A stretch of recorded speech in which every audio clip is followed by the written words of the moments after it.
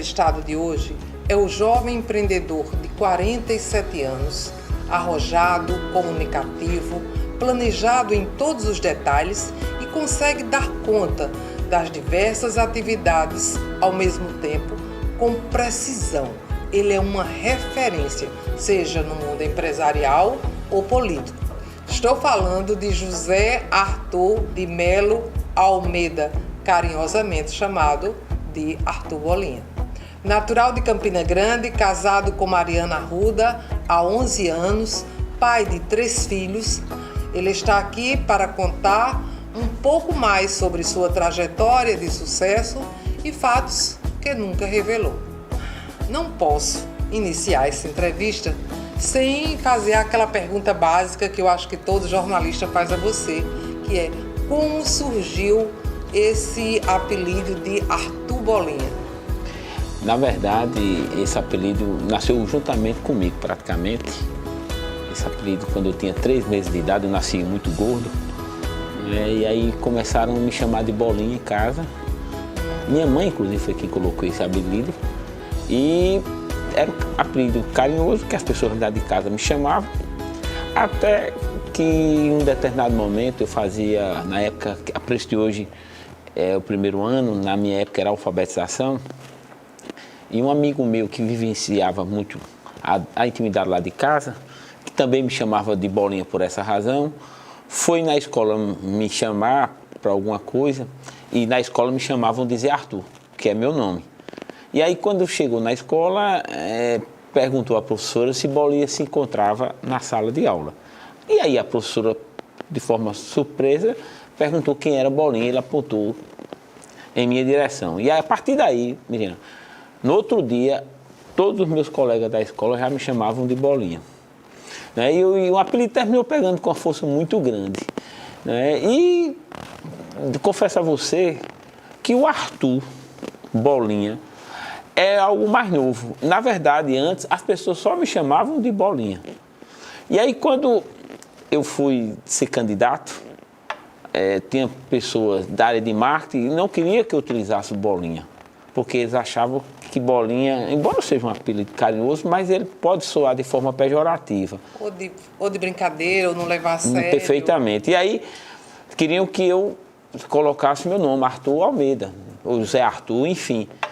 E aí foi quando eu disse, não, se eu não for chamado de Bolinha, eu estou negando a mim mesmo, porque se eu tiver distraído alguém me chamar de Arthur, provavelmente talvez eu nem olhe, mas se chamar de Bolinha eu olho. E aí eu não tinha, aí eu dei a sugestão, que tal a gente usar Arthur Bolinha, porque eu estou contemplando as duas situações. Muito bom. Daí porque terminou surgindo em 2 etapas, o Bolinha e depois o Arthur Bolinha, por aí mesmo. E por falar em infância, o que ele traz lembranças bacanas? Quais são as suas melhores lembranças que você ainda hoje consegue lembrá-las? Eu praticamente nasci na Feira Central em Campina Grande, né? A Feira Central, quem é de Campina Grande sabe, ali vive negócio 24 horas, eu vivia 24 horas de negócio. E eu, naturalmente, em função disso, tinha como ponto principal das minhas brincadeiras trabalhar e fazer negócio. E a minha primeira experiência eu terminei quando eu tinha algo em torno de 5, 6 anos. Resolvi fazer um fiteiro de madeira de caixas de tomate, né? E estoquei lá, comprei pipoca, aquela pipoca caritó, que você com R$5 na época comprava, estocava quase o fiteiro todo. E aí foi minha primeira experiência, e era brincadeira. Então, assim, as lembranças que eu tenho da minha infância são lembranças de brincadeiras ou de coisas sérias, mas sempre relacionadas a trabalho. Eu sempre gostei muito de negócio, sempre gostei muito de trabalhar. Sempre demais. Sempre eu estava inventando alguma coisa. O fiteiro deu errado, depois fui vender Didim, né? E depois coloquei outro fiteiro.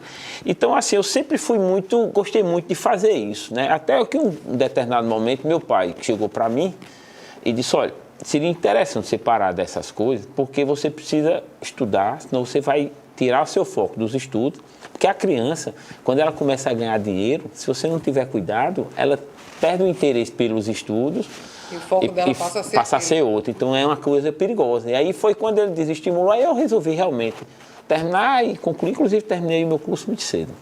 Eu sei que inclusive você é formado em Direito.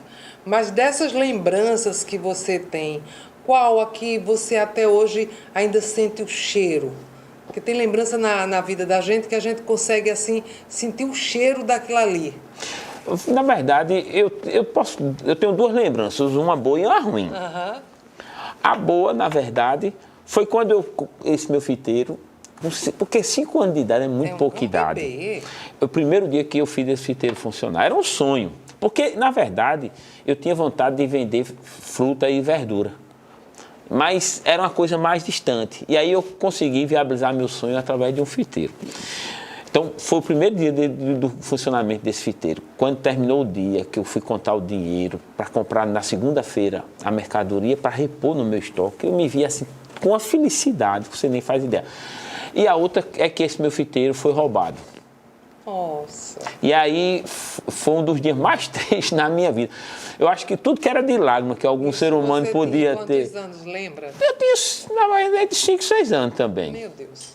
Então fui roubado todo o recurso, toda a venda do sábado, que era o principal dia de venda, um ladrão foi lá e roubou esse dinheiro. Então eu chorei assim, desesperadamente por isso. Então, essas duas lembranças da minha infância, do ponto de vista daquilo que eu fui e daquilo que eu represento hoje, guardo assim, uma de forma positiva e outra de forma negativa até hoje. A sua mãe, Dona Maildes, é uma guerreira, né? Empresária, bem-sucedida no mercado. Ela foi sua referência para você estar no mercado da moda hoje? Com certeza. Na verdade, quem começou foi meus pais, né? Meus pais tinham comércio em casa de moda, né? E meu pai faleceu muito cedo. Meu pai, quando faleceu, tinha 43 anos de idade, tinha 20. Eu estava concluindo meu curso de Direito, eu não trabalhava com meus pais. E minha mãe ficou viúva, são 4 filhos, eu era o mais velho, meu irmão mais novo tinha 1 ano e 2 meses. Né? E tem mais 2 irmãs, Andréa tinha 16 anos, Andresa tinha 11 anos. E aí, 9 anos a Andresa tinha. E aí eu tive que ajudar minha mãe, porque eu estava terminando o curso de Direito, mas ela ficou muito sentida, ela sentiu muito a morte do meu pai, até porque foi muito precoce, né? Minha mãe tinha 36 anos na época, meu pai tinha 43 anos. E aí eu comecei a ajudar minha mãe no negócio que eles tinham, porque precisava manter a família e o curso que eu estava para concluir, daqui que eu conseguisse terminar o curso, se conseguisse construir uma carreira tal, isso demanda tempo. Eu tinha 20 anos. Nossa. E aí eu optei por terminar o curso, como eu terminei, mas ao invés de advogar, comecei a trabalhar para ajudar minha mãe. E a partir daí a vida foi tomando uma nova dinâmica, né? E terminei o curso, concluí, mas nunca advoguei, exatamente porque a minha decisão naquele momento foi decidir em favor da minha família, ajudar minha mãe, meus irmãos.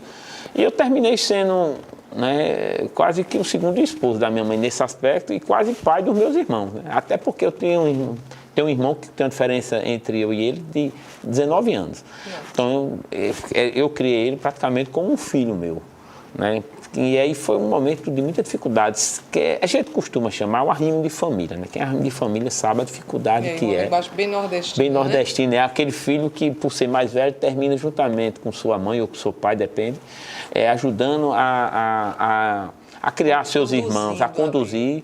Né? Mas foi uma coisa, sabe, Miriam, que assim, Deus me sempre... Eu sempre me vi como uma pessoa muito prestigiada por Deus. Eu sei que não sei se a palavra correta é essa ou se eu estou cometendo até um pecado, porque eu sei que Deus ama todo mundo de forma muito igual. Mas assim, e principalmente quando meu pai morreu, tudo que eu fazia dava certo. Eu estou falando, tudo que eu fazia dava certo. Eu entrei numa sequência de situações que às vezes eu dizia, é óbvio que eu estou tendo uma ajuda que é fora disso aqui. Porque não tinha possibilidade, não. Até quando eu queria fazer uma coisa, que dava errado, depois eu via que foi bom porque deu errado, sabe? Era impressionante. E assim, eu sentia muita presença nesse aspecto, como até hoje eu sinto. Mas isso significa que você é uma pessoa de fé? Muita fé, muita fé. Você é um empresário da construção civil, você é um empresário da moda. Como você consegue gerenciar tudo isso? Primeira coisa que assim eu procuro fazer é disciplinar os horários, sabe, Miriam? No sentido de estabelecer o que é rotina, né? E depois de cumprir daquela rotina, você vê o que é que precisa ser feito de coisa nova. E trabalhar muito, porque não tem mistério. Quanto mais você trabalha, você consegue naturalmente ter agenda para poder cumprir com aqueles seus compromissos, né? Eu procuro ser o mais pontual possível, é uma característica minha. Eu nunca perdi um compromisso na minha vida, assim, no que dependesse de mim. Eu sempre procuro ser muito pontual.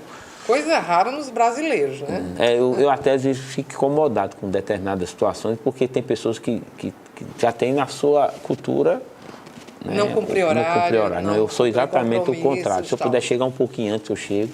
Se você não respeitar o tempo, você vai ter dificuldade. Eu vou fazer uma pergunta, mas a gente vai deixar para responder no próximo bloco, no intervalo agora que a gente vai ter. Você já realizou todos os seus sonhos?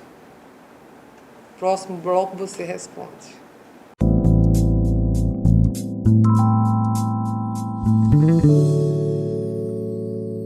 Você já realizou todos os seus sonhos que tinha quando era jovem e adolescente? Não, de jeito algum. Eu tenho muitos sonhos ainda a realizar. Eu não vou nem revelar, porque senão a gente ia passar o programa inteiro ainda aqui conversando. Eu tenho muitos sonhos. Eu sempre sonhei sonhei sempre muito grande, né? Porque eu até digo, sabe, Miriam? Eu sempre estimulo as pessoas a pensar grande, a sonhar grande, no sentido de quê? Porque eu acho que a pessoa no máximo é do tamanho dos seus sonhos. Então, se você sonha pequeno, você mesmo se autolimita. Então, vamos pensar grande. Então, você pode até não chegar, mas vamos pensar grande, vamos sonhar grande, porque você aumentou seu teto. Se um dia você fizer as coisas certas e for agraciado por Deus para que você possa conseguir, você vai chegar.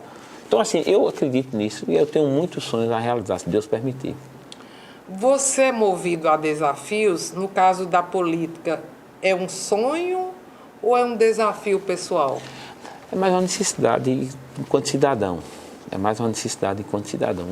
Hoje a maior crise que a sociedade brasileira vive é do divórcio de representatividade política que a sociedade tem em relação a quem lhe representa. Então eu quero ser uma opção para tentar restabelecer um pouco dessa construção, desse espírito de sociedade, trazer para a atuação política, né, um pouco dessa indignação que a sociedade vive, né, e mais do que isso, um pouco de esperança de que, mesmo sendo uma voz isolada, você possa, né, naquela história da beija-flor no incêndio, cada um fazendo a sua parte. Então, eu me vejo chamado para participar, porque se as coisas estivessem bem, eu não me via motivado, porque eu estaria me sentindo bem representado.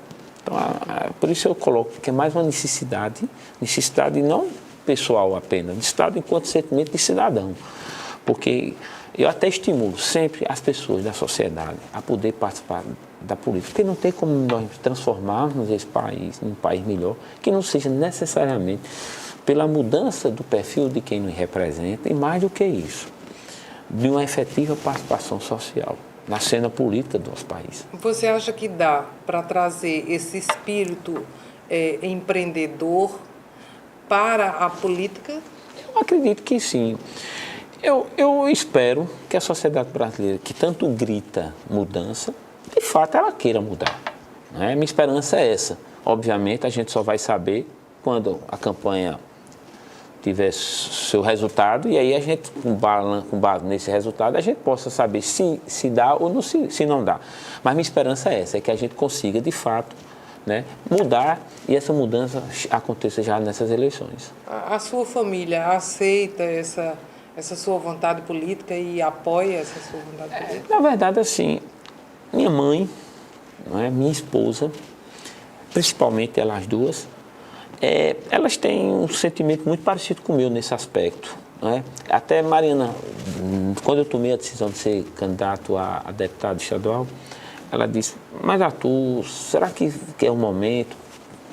Em decorrência de tudo isso que a gente está vendo, crédito político. Perfeito. Eu digo: mas Mariana, É exatamente por isso que eu sou candidato, porque se as coisas estivessem bem, não havia necessidade, né? Não há necessidade de se buscar socorro quando você está bem. Não é que eu seja isoladamente o socorro, longe de mim querer ser isso. Mas se mais pessoas que pensam como eu, que não querem transformar a política num balcão de negócio, que querem usar a política, como por exemplo, eu sou presidente da CDL de Campina Grande. É um trabalho voluntário, você não recebe dinheiro para isso. Eu sou diretor da Confederação Nacional de Dirigentes Lojistas.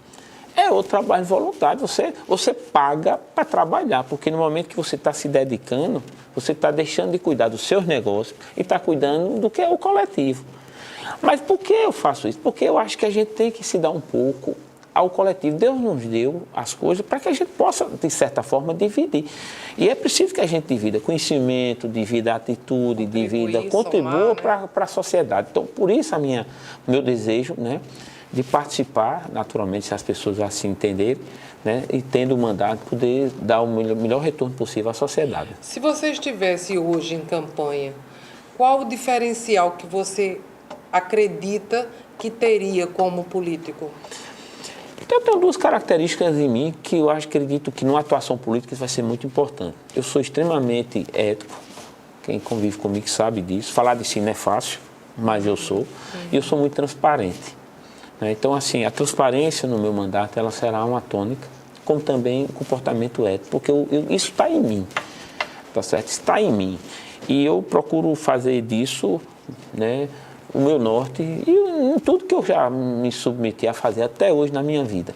Então, assim, eu acredito, eu tenho certeza que no aspecto político isso vai dar um retorno muito bom para o nosso mandato e, naturalmente, o resultado que a gente vai conseguir entregar à sociedade. Vamos agora a um pequeno intervalo.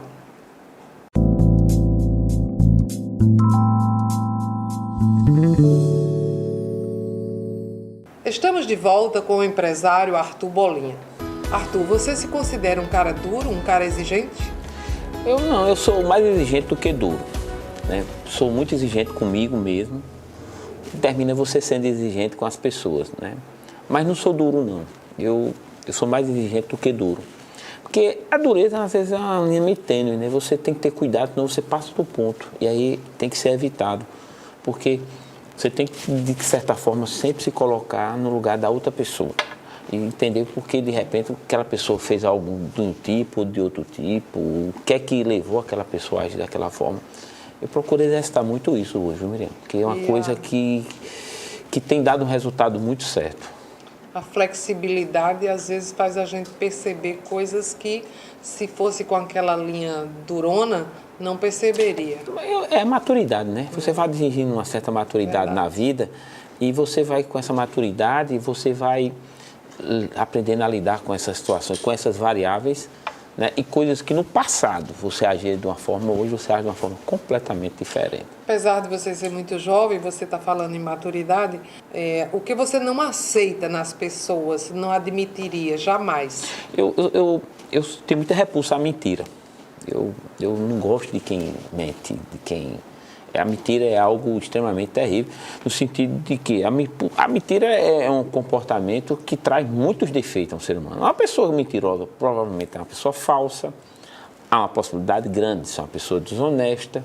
Então a mentira carrega consigo várias consequências negativas. Então é uma coisa que de fato eu tenho muita repulsa, é a mentira. Tem alguma coisa na política partidária que lhe deixa muito irritado ou chateado? Muitas coisas, né? Então, na verdade, tem mais coisa que deixa chateado do que o contrário.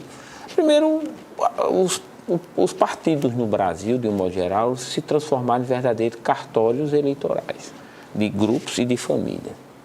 Né? E que esses grupos e família terminam construindo verdadeiros legados e patrimônios, que infelizmente isso é uma realidade, tudo a partir de um comando político partidário. E não democratiza o partido ou os partidos como deveriam ser. Então, o Brasil precisaria ter uma ampla reforma política para que pudesse isso ser atacado. Danado é, com o perfil de representante que nós temos hoje, essa reforma chegará nesse nível? Acredito que teremos muita dificuldade, a não ser que a sociedade mude os representantes. E aí, talvez aí a gente sinalize uma mudança também nesse aspecto. Mas não é muito complexo. Hoje se divulga, se trabalha, se conscientiza o cidadão de votar bem. Não é muito difícil para as pessoas exatamente escolher quem é o político que realmente é confiável? Concordo. Primeiro, identificar não é fácil. Mas, assim, eu sempre digo 2 ou 3 coisas que um eleitor, eu sempre procurei fazer isso. Eu sempre valorizei muito meu voto. Meu voto sempre foi uma coisa minha, eu e a urna, muito sagrada. Sempre tive isso desde a primeira vez que eu votei. Procurar conhecer o perfil do candidato a fundo, né? Conhecer sua vida pessoal para saber se a vida pessoal daquele candidato, de fato, respalda ele a fazer o que ele está se propondo a fazer enquanto candidato. Né? E, naturalmente, saber se o que ele pensa é alinhado com o que eu penso. Porque se você vota e acompanhar também o mandato daquele parlamentar ou daquele político que você votou. Porque se eu voto em Miriam e não acompanho o Miriam, eu não sei se meu voto foi bom, meu voto foi ruim. Porque se hoje fizermos uma pesquisa, talvez mais da metade da população não lembre-se quem votou na eleição passada para deputado, por exemplo. Verdade. Então, isso é um problema que a sociedade precisa resolver a partir dela. Não tem como resolver a partir dos outros. Dizem que brasileiro tem memória curta. Curta perfeitamente. E apostando nisso, é que esses políticos, né, terminam fazendo o que fazem, porque não há acompanhamento por parte do seu eleitor de como aquela pessoa está se portando. Então, assim, procurar ver o que a pessoa pensa, né, seu histórico, sua vida pessoal e como ele constrói a campanha, Miriam. Esse é outro aspecto. Então, se o cara faz uma campanha ética, montada em respeitar valor, a legislação, ele naturalmente está sinalizando para a sociedade que provavelmente, se ele for eleito, ele vai ter esse comportamento. Mas se eu faço uma campanha pautada em comprar voto, infringir a legislação eleitoral, usar todo tipo de artifício para conseguir me eleger, você acha que eu eleito, eu não vou agir da mesma forma? Não? É óbvio que eu vou. Então, é preciso que o eleitor separe isso. Então, nessa eleição que se avizinha, mais do que nunca, as pessoas precisam estarem atentas a isso. Eu sempre digo, quando eu posso, estejam atentos a isso. Uma candidatura com estrutura, com muito dinheiro, com culpa de apoio. Esse cara eleito, ele vai buscar centavo por centavo no mandato. E quem vai pagar essa conta somos nós. E a gente vai ter que repor isso. Não tem jeito. A conta não fecha se não for feita dessa forma. É verdade. Tem alguma coisa na sua vida que você fez, que você se arrepende, que se voltasse no tempo não faria novamente? Tem muitas coisas que eu já fiz e me arrependi. E eu tenho uma característica interessante, assim. Quando eu faço uma coisa e me arrependo, eu sou muito humilde de chegar e, inclusive, pedir desculpa às pessoas. Mas pode citar uma que você lembre, assim? Não, eu já agi de forma muito equivocada em relação a algumas pessoas, na forma de abordagem, por exemplo. Né? Às vezes uma abordagem mais ríspida. Por isso eu falei a você que a maturidade, ela vai trazendo, né, uma mudança de comportamento que lhe faz bem. E faz bem a quem você se relaciona. Eu era mais implacável, né, em relação a comportamento, a rigor, e hoje eu sou bem menos, porque eu consigo o mesmo resultado, um resultado melhor, com uma abordagem mais inteligente. Então, assim, eu agi muito isso, eu me arrependi muito, eu me penitenciava muito por ser assim, né, e graças a Deus eu tenho conseguido superar essa dificuldade que eu tinha nisso aí. Qual o conselho que o Bolinha de hoje daria para o Bolinha criança? Eu vou ser bem honesto. Se eu pudesse voltar ao tempo, eu dizia, Bolinha, continue com seus sonhos. Continue acreditando naquilo que você defende. Eu sou muito feliz com a minha vida, no sentido daquilo que eu consegui construir, porque eu mudei muito pouco, assim, de um modo geral, nos valores, naquilo que eu penso, na forma como eu enxergo o mundo, né? Do companheirismo, das convicções, palavra correta, nas minhas convicções eu mudei muito pouco, quase nada. Então, assim, eu só diria isso a Bolinha criança, não vou dizer nem pequeno, que eu sou baixo, mas do Bolinha criança, continue assim, não mude não, você vai ser feliz dessa forma. E eu me sinto uma pessoa feliz, graças a Deus. Tem alguma coisa que você transmita para seus filhos assim de maneira mais forte? Valores e Deus. Valores em Deus. Eu sempre tenho o hábito né? Todos os dias antes de dormir, são 3 filhos, Maria tem 9 anos, Mateus tem 7, Maria tem 9, Rafael tem 7, Mateus tem 3 anos. Quase todos os dias, antes de dormir, a gente senta na cama, os 5, e a gente começa a fazer a oração. Mateus começa a oração, que é o menorzinho, depois vem Rafael, depois Maria, e eu e Mariana fazendo a nossa oração junto. E assim, é isso que eu quero passar para ele, né? Valores de Deus. Porque eu acredito que uma pessoa, para ser feliz na vida, de verdade, tem que ter essas 2 coisas. O resto é consequência. Eu vou para um bate-bola agora com o empresário Arthur Bolinha. Apesar de que você, nessa última pergunta, você já respondeu um pouco sobre isso, mas eu queria, de forma sucinta, que você me dissesse para você o que é família. Família é um presente que Deus me deu, né? Tanto minha família, mãe, meu pai, que infelizmente faleceu, meus irmãos, nós somos muito unidos. Como também uma família que eu construí a partir do casamento com Mariana, onde eu tenho 3 filhos maravilhosos. Política. Política é um caminho que eu encontrei para poder dar a minha contribuição para a sociedade. E é o caminho natural que eu acredito que as pessoas, de certa forma, precisam entender que devem também, da mesma forma, seguir esse caminho. Amor. Amor, é muito bom amar, né? Como também é muito bom ser amado. Eu tenho 2 grandes amores na vida, assim, minha mãe e minha esposa, naturalmente os filhos também, fruto disso, né? E é muito bom, me sinto muito bem com isso. Deus. Deus é tudo, né? Deus para mim é tudo. Eu sempre peço apenas a Deus o seguinte, que Ele me dê sempre sabedoria, que ilumine sempre minha mente e meu coração e que aumente a minha fé. Porque eu acho que quanto mais fé você tiver em Deus, mais você se sente bem, mais se sente feliz, mais se sente em paz consigo mesmo. E é isso que eu busco fazer. Preconceito. Não tenho. Não tenho, não. Eu sou uma pessoa muito desprovida de preconceito. Eu não tenho preconceito de natureza nenhuma. Arthur Bolinha por Arthur Bolinha. É tão difícil falar de si, sabe, Miriam? Mas assim, eu acho que eu sou muito verdadeiro, eu sou muito autêntico. E se você tiver a oportunidade de pegar algo que eu disse há 10 anos atrás, provavelmente você vai ver que o que eu estou dizendo hoje tem muito a ver, porque eu falo com muita convicção. Eu falo aquilo que realmente eu acredito. Eu não falo por falar. Então, eu posso definir assim, eu sou muito verdadeiro. Agora, a sua palavra final da nossa entrevista, lamentavelmente, chegou ao fim. E foi uma honra contar com a sua presença aqui. Eu que agradeço a você. A honra foi nossa de poder participar. É sempre muito bom ser uma pessoa assim que eu tenho muita estima, muita admiração pela mulher que você é, pela profissional, por tudo que você representa. Foi uma satisfação muito grande da nossa parte estar aqui com você. Obrigada. Estou até sem graça, gente, com tantos elogios. E assim terminamos o nosso programa de hoje. Esperamos contar com a sua audiência no nosso próximo Em Foco. Até lá!